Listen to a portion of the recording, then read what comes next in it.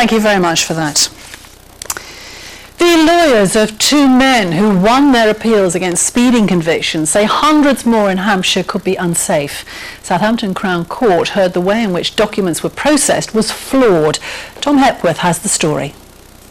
Barry Wells and Mike Halliwell were both caught on a camera like this on Redbridge Road in Southampton. They claimed there weren't any signs saying they'd entered a 30-mile-an-hour limit. But the prosecution case collapsed when it emerged the case was based on what the court was told were false documents.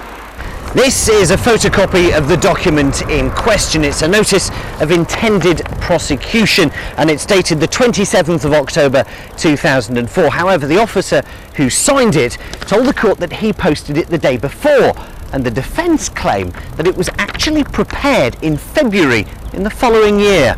A false document that leads to the initiation of criminal proceedings against any defendant is a very serious matter, and of course it matters, and certainly the judge did raise the issue when a decision was made to offer no evidence today as to whether this was tantamount to an abuse of the process of the court.